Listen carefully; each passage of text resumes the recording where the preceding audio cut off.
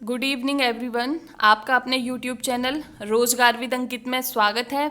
आशा करती हूँ कि आप सभी लोग अपनी पढ़ाई काफ़ी अच्छे से कर रहे होंगे और अपनी सेहत और स्वास्थ्य का ध्यान भी काफ़ी अच्छे से रख रहे होंगे। और आज है हमारा लेक्चर नंबर 24 और बिना किसी देरी के करते हैं आज का लेक्चर स्टार्ट। और आज का लेक्चर स्टार्ट करने से पहले मैं आपको एक लास्ट लेक्चर में जो डाउट आ रहा था, एक दो लोगों का जो सबसे ज़्यादा डाउट था वो ये था कि जो मैंने आपको एक डेट लिखाई थी दहेज प्रतिषेध विधेयक 1960, तो वो बोल रहे थे कि उनको मैं चेक करके बताऊं कि वो 1961 भी उन्होंने कहीं पे पढ़ा है। तो देखिए, मैं आपको ये पहले भी बता चुकी हूँ कि ये डेट विधेयक जब लोकसभा या राज्यसभा में जब सदन में आया था विधेयक, ठीक है, वो आया है, तब तक उस पर कुछ काम नहीं हुआ है अभी। तो ये वाली डेट तब की है। और उसके बाद में जो आपने डेट देखी होगी वो जो राष्ट्रपति के जो सिग्नेचर मिल चुके हैं, जो कानून उनके साइन मिल चुके हैं, आपने वो वाली डेट 1961 पढ़ी होगी। तो इस प्रकार से कोई डाउट नहीं रखना है। जो लिखा रहता है आप कोशिश कीजिएगा कि उसे एक दो बार देखें। और आपको इस प्रकार का डाउट आ रहा है तो जो उसमें लिखे हुए शब्द हैं उन पे ध्यान दें, और आपने जहां से देखा है वहां पे एक बार थोड़ा डिटेल में या गूगल सर्च करके देख लें। और आपको डाउट है तो भैया आपका मोस्ट वेलकम है, कमेंट सेक्शन में पूछिएगा और मैं आपके डाउट जरूर बताऊंगी।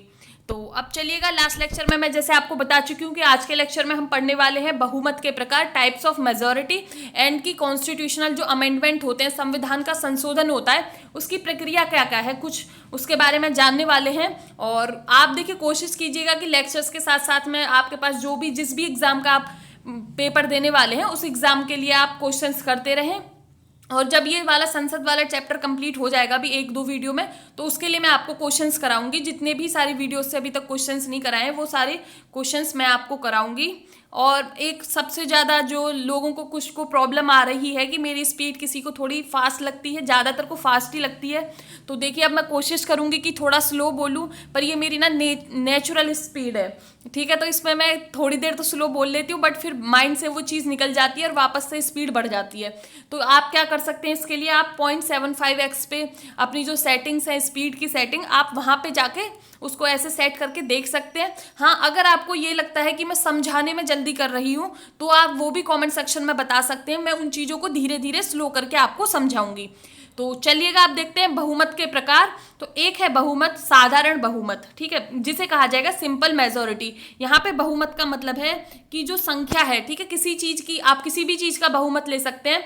तो वो किस प्रकार के बहुमत है, बहुमत की मैक्सिमम किसी चीज की जो संख्या है, मतलब कि जैसे कि आप साधारण, आपने बहुमत देखा होगा कि अगर किसी क्लास में 11 लोग हैं, अगर उस क्लास में कोई चीज पास करवानी है, मॉनिटर बनाना है, तो ये है कि 6 वोट जिसको मिल जाएंगी, 6 चीज जिसके पास में होंगी वो वोट मॉनिटर बन जाएगा। अगर 2 लोग ऐसे मॉनिटर के लिए खड़े हुए हैं, तो इस प्रकार के बहुमत आपने देखे होंगे। तो उस बहुमत में भी अलग अलग तरह के टाइप्स हैं, वो मैं आपको अब समझाने वाली हूँ। तो चलिएगा देखते हैं। साधारण बहुमत मतलब कि जिसको इंग्लिश में कहा जाएगा सिंपल मेजोरिटी। इसका मतलब है कि आपकी जो सदन में जितने लोग उपस्थित हैं और मतदान करने वालों के आधे से अधिक। तो देखिए, आप देखिए, जैसे कि लोकसभा की जो सदस्य संख्या 545, अब ये 543 भी हो चुकी है, क्योंकि जो 2 एंग्लो इंडियंस हैं उनका नॉमिनेशन हट चुका है। और देखिए, ये मैं कितनी बार बता चुकी हूँ, एंग्लो इंडियंस 2 हैं वो हट चुके हैं। कब हटे हैं? अभी 26 जनवरी 2020 से वो कैसे समाप्त हो चुके हैं वो सारी डिटेल्स में कई बार आपको पढ़ा चुकी हूँ, बता चुकी हूँ। तो देखिए, ये वाला क्वेश्चन आपको कतई कतई गलत नहीं करना है, वापस से पाप लग जाएगा आपको अगर आप ये क्वेश्चन गलत करते हो तो। अब देखिए, इसमें क्या है, उपस्थित हैं 220, मतदान किया 200 ने। तो अब हमारे यहाँ पे जो काम की चीज रह गई वो मतदान करने वाली रह गई। और इसका साधारण बहुमत होगा 200 का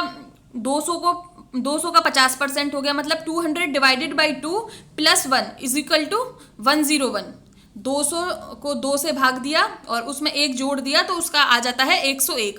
तो ये वाला हो जाएगा इस वाले नंबर का साधारण बहुमत। आपको समझ आ गया होगा। देखिए, मैथ्स तो आपको बहुत अच्छे से आता है, तो मैं बस हल्का सा वो आपको समझा रही हूँ, मेरे से भी ज़्यादा आपको आता होगा। अब देखते हैं दूसरा, प्रभावी बहुमत, इफेक्टिव मेजोरिटी। इसका मतलब है कि जो आपके जो सदन में जो उस टाइम पे टोटल संख्या है, ठीक है, टोटल संख्या मैं अभी आपको ये बताती हूँ, प्रभावी संख्या है वो उसके 50% से अधिक होना चाहिए।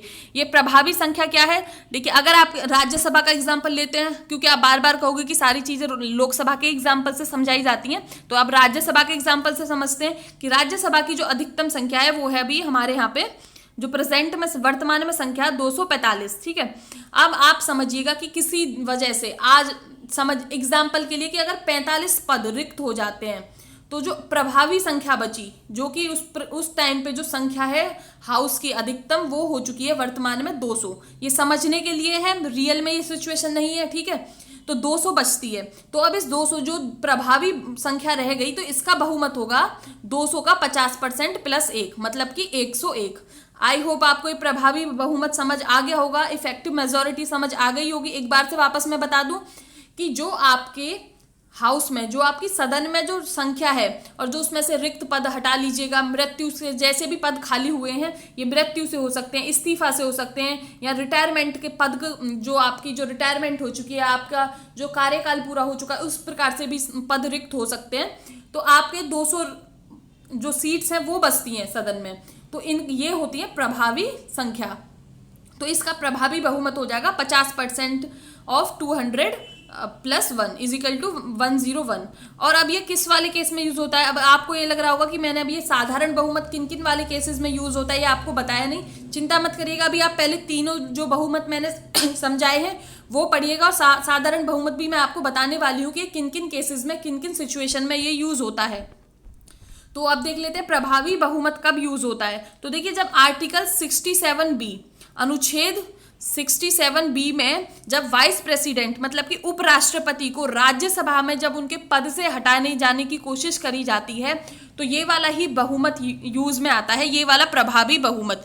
और उसके बाद में जब वो लोकसभा में जाता है, ठीक है, तो लोकसभा में तो वो साधारण बहुमत से पास होगा, अभी साधारण बहुमत हम ऊपर देख चुके हैं। और राज्यसभा में जो वाइस प्रेसिडेंट को हटाने के लिए प्रभावी बहुमत से ही कोई जो प्रस्ताव है वो पारित करना पड़ेगा। और क्या है, अगर अध्यक्ष मतलब कि लोकसभा के अध्यक्ष और उपाध्यक्ष को, या तो लोकसभा के हो सकते हैं अध्यक्ष, और विधानसभा में भी अगर उन्हें उनके पद से भी हटाना है तो भी ये वाला ही प्रभावी बहुमत यूज होगा। तो आई होप कि ये वाला देखना, आपको ये सारा आप देखोगे ना तो आपका सारा बहुमत वाला डाउट क्लियर हो जाना है। अब इसके बाद में हम देखते हैं विशेष बहुमत, स्पेशल मेजोरिटी। ये वाला आपको किस केस में यूज होगा? तो देखिए, स्पेशल मेजोरिटी, आप ये वाला सबसे जो ज्यादा डाउट रहता है इसी वाले विशेष बहुमत में रहता है। तो हम पढ़ने वाले हैं टाइप 4, मतलब कि 4 टाइप की जो स्पेशल मेजोरिटी है जो हमारे संविधान में यूज चाहिए होती है, वो हम देखने वाले हैं। तो पहला टाइप देख लेते हैं, अनुच्छेद 249 के अनुसार। ये अनुच्छेद 249 क्या है? पहले तो मैं आपको ये बता दूं कि अनुच्छेद 249 में है कि राज्य की जो सूची है, हम 3 सूचियां पढ़ चुके हैं हल्का सा, केंद्र सूची, राज्य सूची और समवर्ती सूची। अभी मैंने आपको पूरे डिटेल में ये नहीं बताए हैं कि इनके अंदर क्या क्या विषय आते हैं, बट आपको बता दिया है, आपको एक बेसिक आइडिया है, मतलब कि ये राज्य सूची पढ़ के आपके उस सर से ऊपर नहीं जाएगा। और ये इसके लिए जो क्या होता है, राज्य सूची में जो कानून बनाने के लिए संसद को सशक्त बनाने, मतलब जो परमिशन दे सकती है वो राज्यसभा दे सकती है, ये मैं आपको पहले बता चुकी हूँ। और इसमें राज्यसभा जो परमिशन देती है तो उसके लिए क्या है, किस प्रकार के बहुमत चाहिए? तो ये वाला बहुमत चाहिए कि जो दो तिहाई जो मेंबर्स हैं, जो सदस्य हैं, वो प्रेजेंट उपस्थित होने चाहिए और वोट करने चाहिए।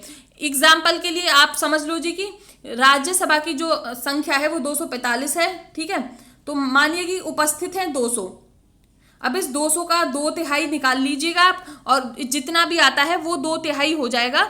उतना नंबर, उतनी वोट चाहिए, तब ही राज्यसभा है जो लोकसभा को शक्ति दे पाएगी, कि वो संसद को शक्ति दे पाएगी कि आप जो राज्य सूचियां हैं, जो आपकी जो राज्य सरकारें जिन सूचियों पे कानून बना सकती हैं, आप उन पे कानून बना सकती हो। तो ये 2/3 तो हो गया, 0.66% हो गया, 0.666 अप्रॉक्स। और इसमें 200 की गुणा करोगे तो ये आप जो भी आएगा नंबर, ये 134 के करीब शायद से आएगा, मैं कंफर्म नहीं हूँ, आप कैलकुलेट करके देख लीजिएगा।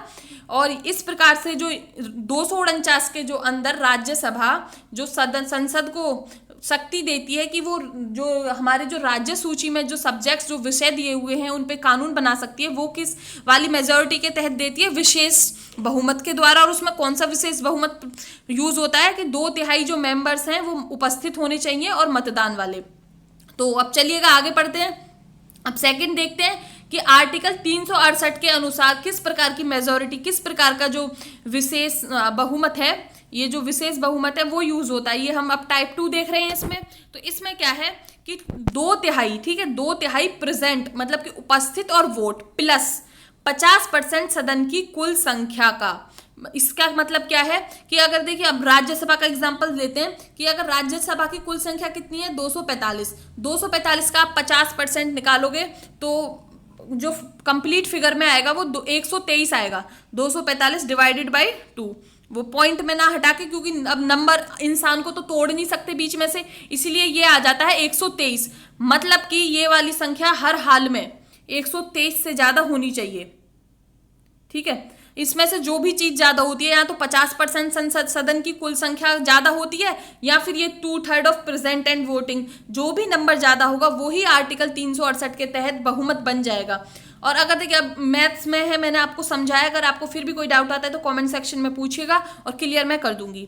और ये कौन कौन से वाली केसेस में यूज किया जाता है, ये यूज किया जाता है अगर राष्ट्रीय आपातकाल, मतलब कि अगर नेशनल इमरजेंसी आपको लगानी है तो ये वाला ही जो प्रावधान है ये आपको यूज करना पड़ेगा, ये वाला बहुमत आपको यूज करना पड़ेगा आर्टिकल 368 के तहत। और विधान परिषद का निर्माण और उन्मूलन, इसका मतलब है कि जो विधान परिषद लेजिस्लेटिव काउंसिल है, जो कि हमारे राज्यों में होती हैं, उनको निर्माण मतलब कि उनको बनाना और उनको खत्म करना, ये वाला जो राज्य है, राज्य जो पास करेंगे अपना जो भी वो कानून वो चाहते हैं। आप एग्जाम्पल से समझते हैं, आंध्र प्रदेश ने अभी जनवरी 2020 में एक कानून पास किया अपनी स्टेट असेंबली में, अपनी राज्य विधानसभा में, कि उनको जो उनके यहाँ पे जो लोक विधान परिषद है उनको वो हटवाना है। ठीक है, तो उन्होंने अपने यहाँ पे कानून पास किया है, तो वो ये आर्टिकल 169 के तहत इसी वाले बहुमत का प्रयोग करके पास किया है। अब क्या होगा, इसके बाद में ये नहीं कि उन्होंने कानून पास कर दिया तो वो हट जाएगा, नहीं, पहले वो जाएगा अब हमारे जो सेंटर जो केंद्र में, उसे कैबिनेट की मंजूरी देनी पड़ेगी, और कैबिनेट की मंजूरी देने के बाद में वो लोकसभा और राज्यसभा से जब पास होगा उसके बाद में ही ये विधान परिषद हट सकता है। तो अभी उन्होंने ही कानून पास किया है और अभी संसद में अभी इस पर कोई विचार या वोटिंग नहीं हुई है, क्योंकि आपको पता है क्यों नहीं हुई है, क्योंकि कोरोना चल गया था, इस वजह से। और अब चलिएगा आगे देखते हैं, पार्ट जो टाइप 3 का जो विशेष बहुमत है वो क्या है। देखिए इसमें क्या है, संसद के विशेष बहुमत। अब विशेष बहुमत तो हम बार बार देख चुके हैं कि 2/3 उपस्थित और मतदान। और इसमें क्या है, राज्य की स्वीकृति। ये क्या है, इसमें 50% जो राज्य हैं उनकी स्वीकृति भी चाहिए। और वो राज्य अपनी स्वीकृति किस बहुमत से देंगे, जो अपनी वो असेंबली में, जो अपनी सभा में, वो स्वीकृति किस वाले, इसमें वो यूज करेंगे साधारण बहुमत। ठीक है, तो इसमें क्या है कि आप देखिए 50% स्टेट्स देने चाहिए साधारण बहुमत से। एग्जाम्पल के अभी 28 राज्य हैं, तो 28 राज्यों में से इसको अगर इस प्रकार का कोई कुछ करना है तो वो क्या होगा कि उसमें 14 राज्यों को, मतलब 28 का 50% हो गया 14 राज्य, और उनको साधारण बहुमत से, और जो संसद है उसको विशेष बहुमत से ये वाली चीज पास करनी होगी। आप एग्जाम्पल ले सकते हैं, राष्ट्रपति के अगर निर्वाचन की प्रक्रिया में कोई भी बदलाव करना चाहती है हमारी सरकार, ठीक है, राष्ट्रपति की निर्वाचन की प्रक्रिया में कोई भी बदलाव करना चाहती है हमारी सरकार, तो उसको ये निर्वाचन की प्रक्रिया, ठीक है, वापस से सुनिएगा, निर्वाचन की प्रक्रिया में कोई भी बदलाव करना चाहेगी तो वो आर्टिकल 368 के तहत कैसे संशोधित होगा कि उसके लिए क्या चाहिएगा, संसद में विशेष बहुमत, मतलब कि लोकसभा और राज्यसभा में विशेष बहुमत, और 50% राज्यों की स्वीकृति, जो कि अभी इस टाइम पे 50% नंबर हो जाता है 14 राज्य, और वो भी साधारण बहुमत से अपने यहाँ पे पास कर देंगे। हो गया होगा ये क्लियर। अब इसकी टाइप 4 मेजोरिटी देख लेते हैं, और टाइप 4 मेजोरिटी ये आती है आर्टिकल 61 के अंदर। और आर्टिकल 61 ये किस बारे में बात करता है, सीधा अगर आपने थोड़ी भी पॉलिटी पढ़ी है तो आप आर्टिकल 61 से समझ गए होंगे कि राष्ट्रपति के महाभियोग, मतलब कि इम्पीचमेंट ऑफ प्रेसिडेंट के बारे में बात करता है कि राष्ट्रपति को उनके पद से कैसे हटाया जा सकता है। तो उसके लिए क्या है कि इसको चाहिए 2/3 मेंबर सदन की कुल संख्या के, मतलब कि कुल संख्या के मतलब है कि जैसे राज्यसभा में 245 कुल संख्या है तो 245 का 2/3 ही चाहिए। ये इसमें कोई उपस्थित ना उपस्थित वोट करने वाले का कोई चक्कर नहीं है। 245 का 2/3 चाहिए तो वो हो जाता है 164 के करीब। ठीक है, तो इस प्रकार से, और ऐसे ही आप राज्यसभा का भी कैलकुलेट निकाल सकते हो कैलकुलेट करके। और इसके अलावा आपने एक चौथी बहुमत भी सुना होगा जो है कि एब्सोल्यूट मेजोरिटी, जिसे कहा जाता है पूर्ण बहुमत। वो क्या, वो किस वाले केस में यूज होता है, वो यूज होता है जब हमारे यहाँ पे इलेक्शंस हो गए। ठीक है, जैसे कि आपके अगर समझिएगा कि 200 सीट्स हैं किसी असेंबली में, किसी सभा में, विधानसभा में 200 सीट्स हैं, तो उस 200 सीट्स में अगर आपको सरकार बनानी है तो आपको 101 सीट्स चाहिए। तो इस वाले केस में ये होता है एब्सोल्यूट मेजोरिटी, दैट इज पूर्ण बहुमत यूज होता है। तो अब आपको बहुमत के डाउट क्लियर हो गए होंगे। और अब जल्दी से देख लेते हैं कि बहुमत, अब साधारण बहुमत में क्या क्या आता है। अब हमने पढ़ लिया कि भाई उन वाले केसेस में ये होता है, उस वाले केस में ये होता है। तो अब साधारण बहुमत में एग्जाम्पल मैं आपको भी बताती हूँ, पहले तो जल्दी से रिवाइज कर लेते हैं कि साधारण बहुमत क्या है। कि जो 50% लोग हैं और वो उपस्थित हैं और उनकी वोट करने वाले हैं, तो जो उसका बहुमत होगा वो होता है साधारण बहुमत। और ये किस वाले केसेस में यूज किया जाता है, तो आप लिखिएगा, समझ लीजिएगा कि कोई साधारण, ठीक है, मनी या फाइनेंशियल बिल को पास करना है तो ये साधारण बहुमत यूज होगा। मनी मतलब धन विधेयक और वित्त विधेयक को पास करना है तो ये वाला। अगर आपको अविश्वास प्रस्ताव पास करना है तो ये साधारण बहुमत यूज होगा। अगर राष्ट्र जो वाइस प्रेसिडेंट है, वाइस प्रेसिडेंट को जो लोकसभा में पास करना होता है, ठीक है, लोकसभा में, राज्यसभा नहीं मैं बोल रही हूँ, प्लीज ये याद रखिएगा, लोकसभा में जो पास करने के लिए मेजोरिटी जो बहुमत चाहिएगा वो भी साधारण बहुमत चाहिएगा। अगर वाइस प्रेसिडेंट को आपको निकालना है, राज्यसभा से हटाना है पद से, तो राज्यसभा में तो प्रभावी बहुमत चाहिए होता है। तो ये वाला डाउट बिल्कुल नहीं रखना है, लोकसभा और राज्यसभा वाला, ठीक है, क्योंकि राज्यसभा में इसीलिए चाहिए होता है क्योंकि वो राज्यसभा के ही थोड़े मुख्य होते हैं, राज्यसभा के ही वो सभापति होते हैं, इसीलिए राज्यसभा में प्रभावी बहुमत चाहिए और लोकसभा में चाहिए साधारण बहुमत। ये वाला क्वेश्चंस आया हुआ है प्लीज, तो ये वाला डाउट नहीं रखना है। क्वेश्चन ऐसे ही कंफ्यूज करके आता है, राज्यसभा की जगह लोकसभा लिख दिया जाता है, लोकसभा की जगह राज्यसभा। और ये वाला क्वेश्चन स्टेट पीसीएस में कई एग्जाम्स में आया हुआ है। और देखिए आपको मैं दोबारा बता दूं, कुछ लोगों को लगता है कि मैं थोड़ा ज़्यादा हाई लेवल का पढ़ा रही हूँ, तो देखिए ये यहाँ पे जो पॉलिटी के जो कोर्स हैं ये है यूपीएसआई और उसके अबव लेवल के, ठीक है, उससे ऊंचे वाले एग्जाम्स के हैं। आप इसमें पीसीएस भी ले सकते हो। अगर आप सोच रहे हो कि कोई आपको यूपीएससी आईएएस की तैयारी करनी है तो आप ना इन वाली वीडियोस को देख के, मैं ये नहीं कह रही कि ये सारी वीडियो एकदम उसके लिए पर्याप्त है, बट अगर आप इन वाली वीडियो को देख के कोई स्टैंडर्ड बुक, लक्ष्मीकांत या और भी कोई बुक पढ़ने की सोचते हो तो इन वाली वीडियो को देख के आपको बहुत ही आसानी से इजीली बहुत बुक समझ आने वाली है और आप एक दो बार में ही बहुत सारी चीजें याद कर लोगे। तो चलिएगा और इसका और एग्जाम्पल देखते हैं कि अगर जो राष्ट्रपति शासन है, ठीक है, राष्ट्रपति शासन लगाना है तो उस राष्ट्रपति शासन को मतलब बोलते हैं राज्य की इमरजेंसी, स्टेट में आपातकाल लगाना है तो ये भी साधारण बहुमत के ही थ्रू यूज होता है। चलिएगा, तो अब आपको समझ आ गया होगा कि साधारण बहुमत में क्या क्या यूज होता है। और मैं आपको बता दूं साधारण बहुमत किस प्रकार से यूज होता है। अभी मैं ये होता है यहाँ पे, अगर हमें जो अपने यहाँ पे जो कि क्या कहते हैं, मैंने आपको लैंग्वेज वो पढ़ा चुकी हूँ ना कि यूज ऑफ इंग्लिश लैंग्वेज, अगर हमें पार्लियामेंट में इंग्लिश लैंग्वेज का यूज करना है, अंग्रेजी भाषा का यूज करना है या नहीं करना, तो वो भी हम साधारण बहुमत से ही डिसाइड कर सकते हैं। ऑफिशियल लैंग्वेज, आधिकारिक भाषा, वो भी हम इसी वाले साधारण बहुमत से डिसाइड कर सकते हैं, तय कर सकते हैं। नए राज्यों का प्रवेश और गठन, नए राज्यों का निर्माण और उनके क्षेत्र सीमाओं के बारे में जो भी हम पहले पढ़ चुके हैं, ठीक है, संघ और उसका राज्य क्षेत्र में जो भी उसका है वो भी हम साधारण बहुमत से ही कर सकते हैं। और इसमें क्या है, आपको केंद्र शासित प्रदेशों के बारे में कुछ है तो वो भी हम इसी में यूज कर सकते, साधारण बहुमत से यूज कर सकते हैं। अगर हमें 5वीं अनुसूची और 6ठी अनुसूची में कुछ बदलाव करना है तो भी वो साधारण बहुमत से ही किया जा सकता है।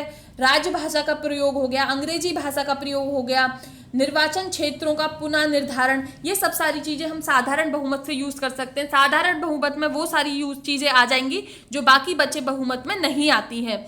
तो आई होप आपका ये डाउट क्लियर हो गया होगा। देखिए आपको मेन याद रखना है कि क्या क्या यूज होते हैं। और जो सबसे ज्यादा अब देखिए अब क्वेश्चन पूछे जाने का चांस है वो मैं आपको बताती हूँ कौन सा वाला पूछा जाएगा। देखिए ये अभी जब आएंगे तब उधर ही देखते हैं।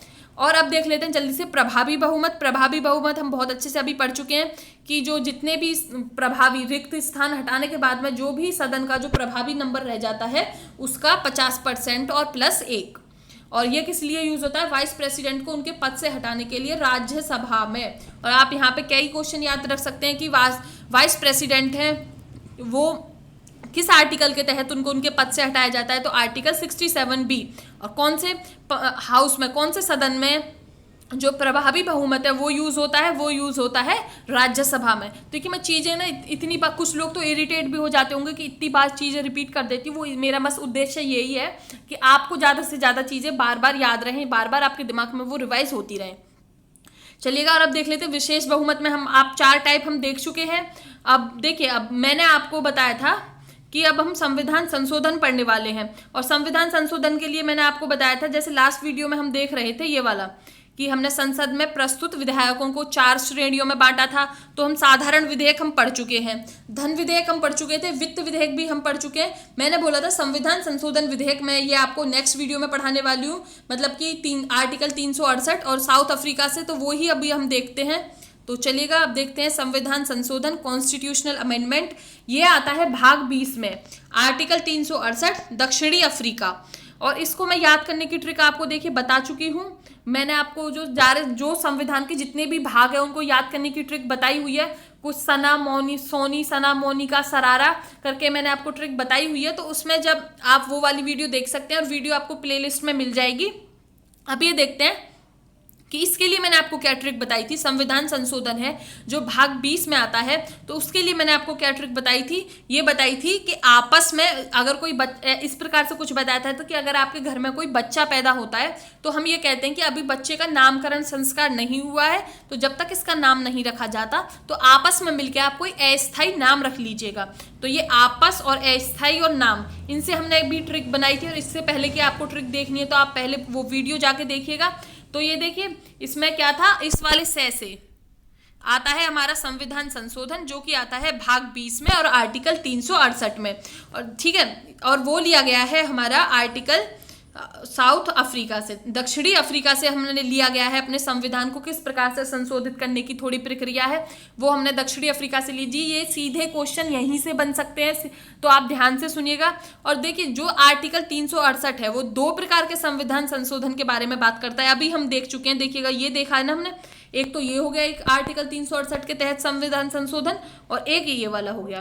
तो जो आर्टिकल 368 है वो 2 प्रकार के संविधान संशोधन के बारे में बात करता है। एक तो बात करता है कि संसद में विशेष बहुमत द्वारा, जिसके लिए संसद में विशेष बहुमत चाहिए, और दूसरा बात करता है कि संसद में विशेष बहुमत एवं आधे राज्यों द्वारा साधारण बहुमत के माध्यम से संतुष्टि द्वारा। ये वही चीजें हैं, देखिए एक तो ये वाली चीजें है जो बता चुकी हूँ, दूसरा वाला तो ये हो गया, और पहला वाला ये वाला हो गया विशेष बहुमत, ठीक है।